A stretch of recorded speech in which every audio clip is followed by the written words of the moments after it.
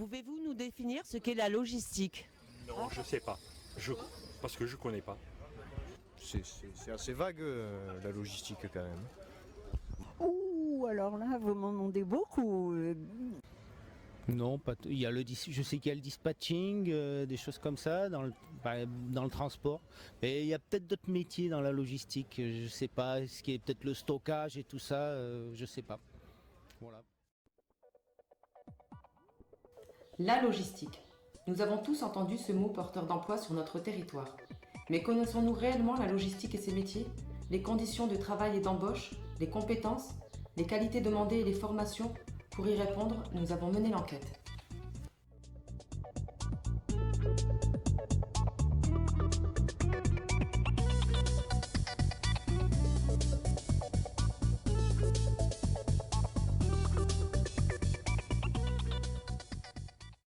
La logistique, c'est le cœur de métier d'Amazon. C'est la réception, le stockage, les expéditions, l'emballage et puis la mise à disposition des articles que nous commandent nos clients en temps et en heure et avec la qualité voulue.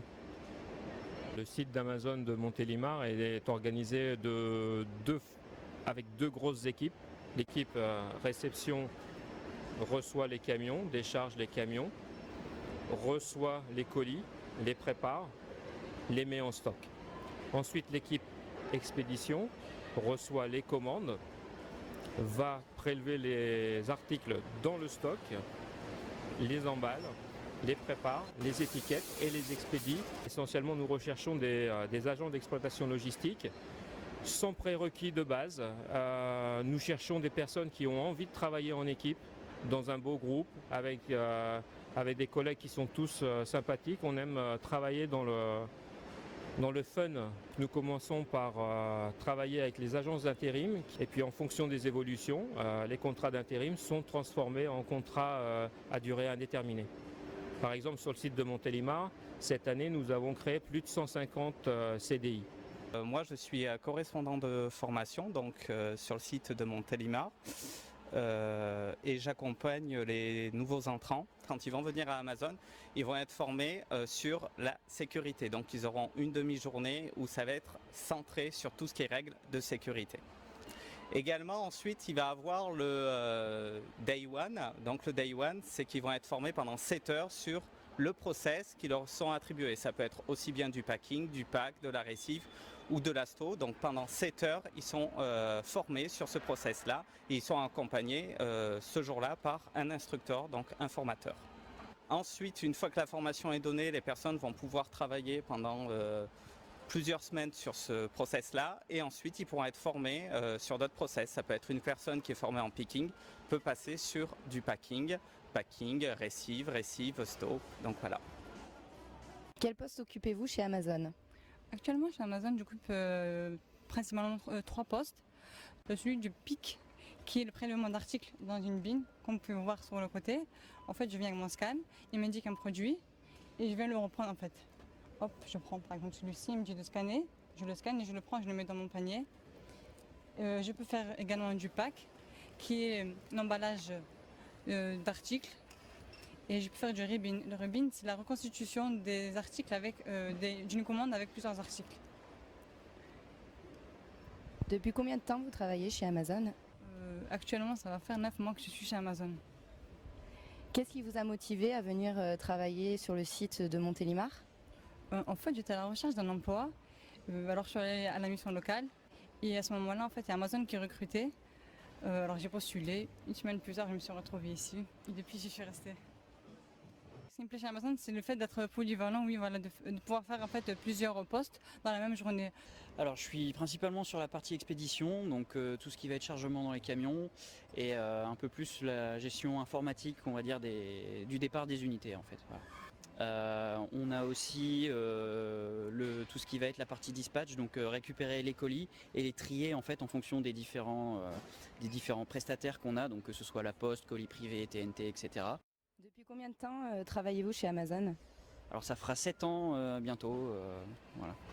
Et qu'est-ce qui vous plaît dans votre travail justement?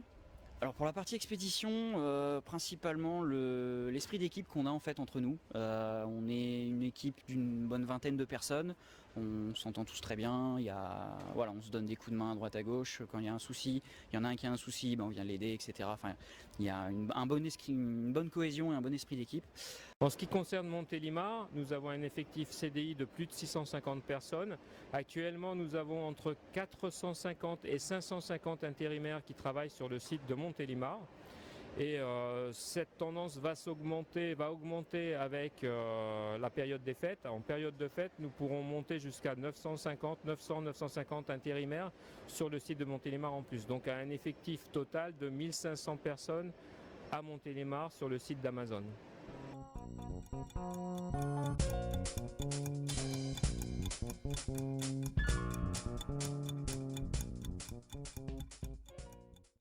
Il n'y a pas que les grandes entreprises, des petites et des moyennes recrutent également en logistique. Pouvez-vous nous présenter en quelques mots l'activité de votre entreprise? Donc l'activité de Nectar Développement, c'est surtout du conditionnement de fruits. Et le gros de l'activité, c'est surtout en fait de faire du mûr à point ici à Nectar Fruits. Quelle est la part de logistique dans votre entreprise? Très importante, parce qu'en termes de logistique, déjà on a tout ce qui est l'approvisionnement des produits qui vont venir chez nous.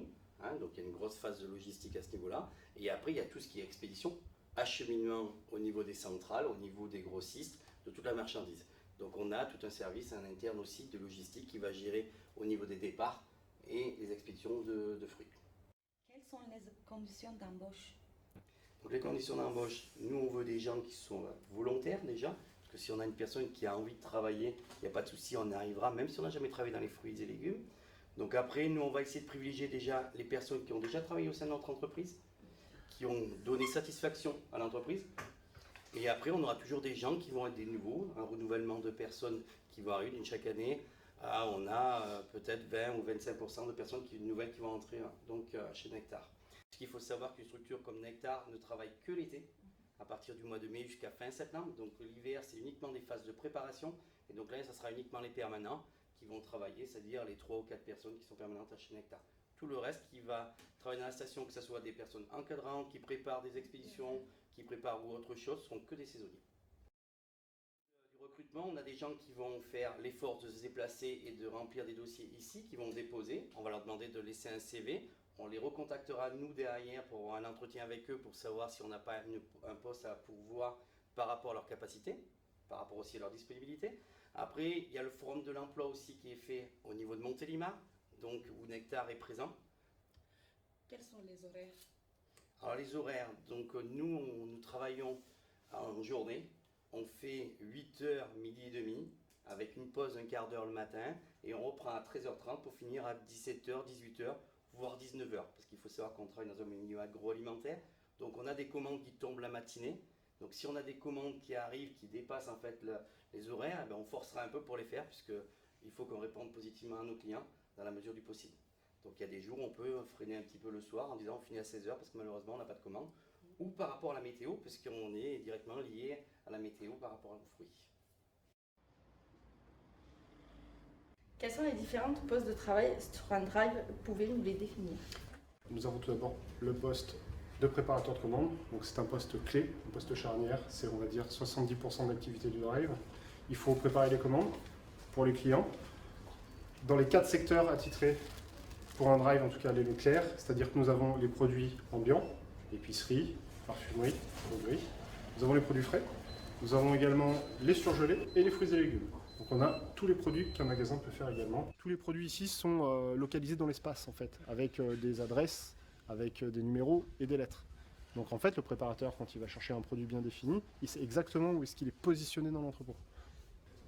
Nous avons des postes de réceptionnaires. Donc il faut accueillir les camions et décharger la marchandise forcément sur les quais. Et enfin, nous avons aussi les postes de mise en rayon. Car toutes les palettes que nous recevons, nous devons également les mettre en rayon et charger les rayons pour qu'il n'y ait pas de rupture, si vous voulez, sur le site. Nous avons le poste de livreur, car il faut bien, une fois que les commandes sont terminées, livrer nos clients directement sur les pistes.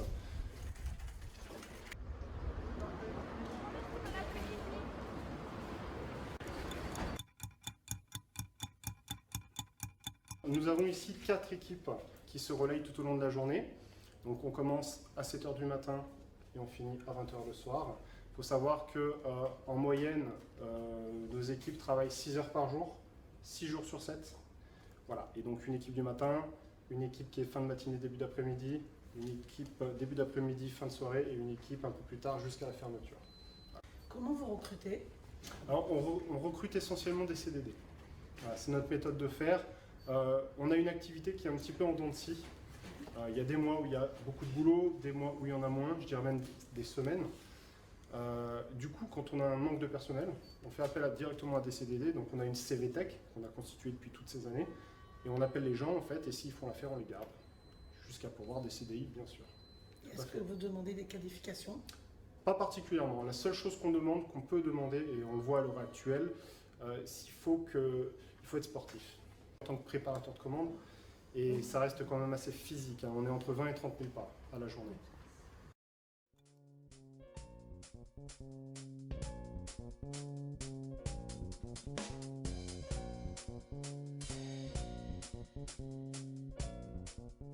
Quel est le fonctionnement d'une agence intérim?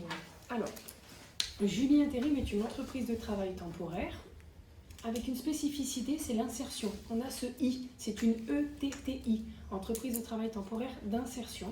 Donc nous sommes l'employeur, donc vous travaillez pour Julie Intérim et nous on vous met à disposition dans une entreprise. Quelles sont les différentes entreprises qui embauchent dans le domaine de la logistique? Dans la logistique, en règle générale, vous avez pas mal de partenariats avec Sud-Est Entrepôt, vous avez des entreprises dans les zones, la Fortuno, dans la zone de Gournier, où ça nécessite parfois des diplômes, KCS 1, 3, 5, mais également juste du courage, du travail et en termes de préparateur de commandes, vous pouvez rentrer aussi sur ce type de poste-là, dans toutes les zones industrielles là, de zones d'activité de Montélimar. Quelle qualité vous demandez?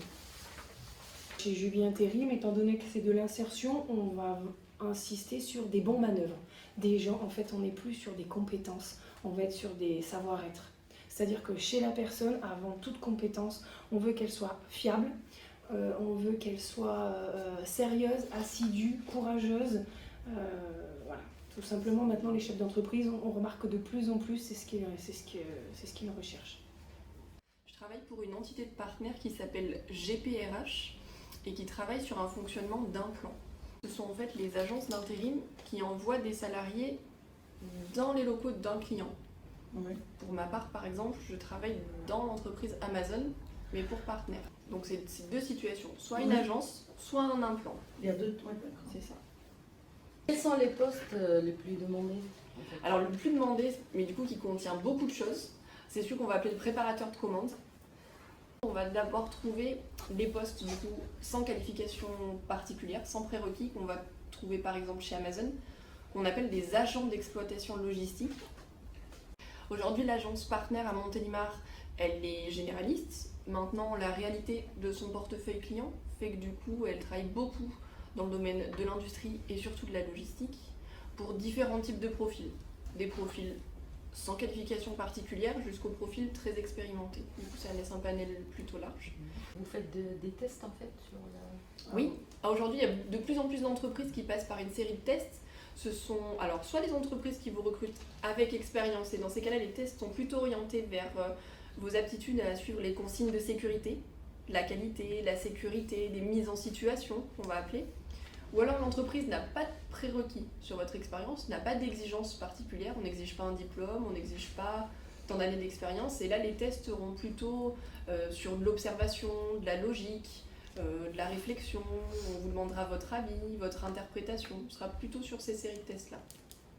Planète est arrivée en mars à Montélimar, a ouvert en mars l'agence, pour vocation de servir les besoins d'XPO dans un premier temps. Donc Planète intervient principalement sur le site, au même titre que d'autres agences d'intérim, donc qui sont Synergie et Proman. Combien de personnes recrutez-vous sur l'année? C'est variable, donc au niveau de l'intérim, là, entre avril, on va dire, et cet été, on a recruté à peu près 200 personnes. Donc sur l'année, il leur manque encore un petit peu, donc on sera certainement aux alentours des 300 personnes. Les postes les plus demandés à XPO? Sur XPO, on recrute principalement des préparateurs de commandes, Quelles sont les compétences, qualités et formation? Les qualités, il faut beaucoup de rigueur, beaucoup de motivation. S'il y a motivation avec une qualité, on va peut-être retenir que celle-là. Et après, du dynamisme, parce que c'est des métiers où il faut être quand même relativement rapide. Donc la rigueur, le dynamisme, et puis les formations, mais il n'y a pas spécialement de prérequis. On peut être amené à recruter aussi bien des gens qui ont de l'expérience en préparation de commande, qui ont une formation en préparation de commande, qui ont des CACES, ou des gens qui vont partir de zéro, qui vont partir d'un tout autre métier, ou qui n'ont pas spécialement d'expérience. On recrute des jeunes aussi, et puis après, voilà, on les amène sur ce métier. Nous pouvons travailler dans la logistique sans qualification. Cependant, des formations permettent d'accéder à différents postes. Qu'est-ce que vous proposez dans le métier de la logistique? Alors on a au plus petit niveau, on a le CAP, opérateur, opératrice logistique. On a également, on propose les CACES, catégorie 1, 3 et 5, les chariots automoteurs. Et au diplôme le plus élevé, on a ouvert une section là, cette année en alternance de BTS, transport et prestations logistiques. Pouvez-vous nous expliquer chaque information? Oui, volontiers. On commence par les CACES, c'est la conduite en sécurité des chariots automoteurs. On prépare aux catégories 1, 3 et 5, une recommandation particulière. C'est une formation courte qui se fait sur 4 journées. On commence par de la préparation, de la formation, et on conclut par un passage des tests, à la fois pratiques et théoriques. Cette formation est sur une durée de 28 heures. Alors ici, là, ils font les engins de levage de catégorie 1, de catégorie 3 et de catégorie 5. Donc les catégories 1, c'est des engins autoportés. Comme il y a dans le camion, où là, le but c'est de charger et décharger des remorques. Donc on peut aller un petit peu vers l'extérieur, mais ce n'est pas le but principal. C'est le CACES 3 là-bas, qui sert lui surtout qui est le plus polyvalent, et qui nous fait aussi bien les racks, qui peut charger les camions à l'intérieur comme à l'extérieur. Et enfin le CACES 5, c'est l'appareil qui est ici, où là on est assis et on ne fait que charger ou décharger des racks. Donc c'est de l'entreposage pur. Qu'est-ce que vous faites pour formation? Bonjour, je suis une formation de CAP logistique afin de pouvoir exercer dans la logistique qui englobe plusieurs professions. Préparateur de commandes, cariste, manutentionnaire. Le CAP va m'offrir la possibilité d'avoir mes CACES 1, 3, 5 pour pouvoir justement devenir préparateur de commandes, que je connais déjà par le fait d'avoir travaillé dans de grandes sociétés qui sont situées dans la région, que je ne pourrais pas citer, et pour pouvoir promouvoir aussi le métier qui est important, qui est demandé dans la région de la Drôme-Ardèche et aussi dans d'autres départements. Vous pouvez aussi, c'est un métier qui est ouvert aussi aux femmes, qu'il était peu mais qui le devient, et c'est un métier qui peut vous porter très loin, quoi. Tout dépend de ce que vous avez dans la tête, ce que vous voyez par rapport à cette profession-là. Quelles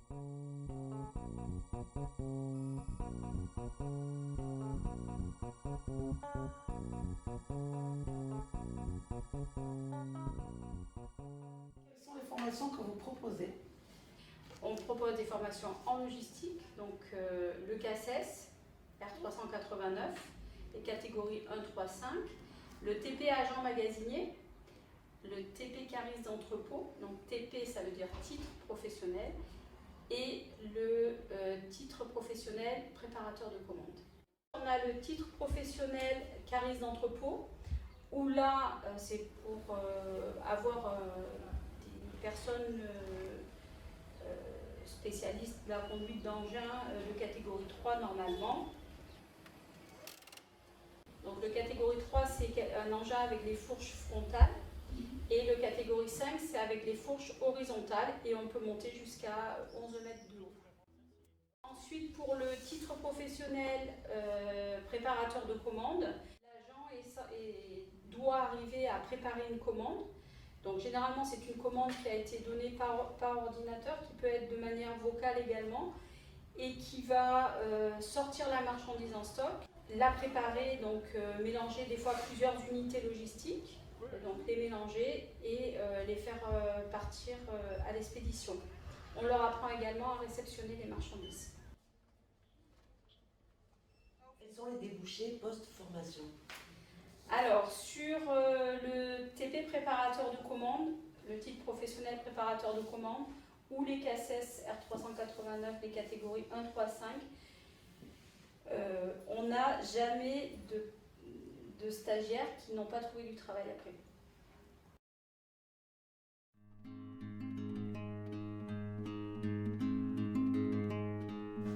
Un grand merci à tous ceux qui nous ont donné de leur temps pour réaliser ce film.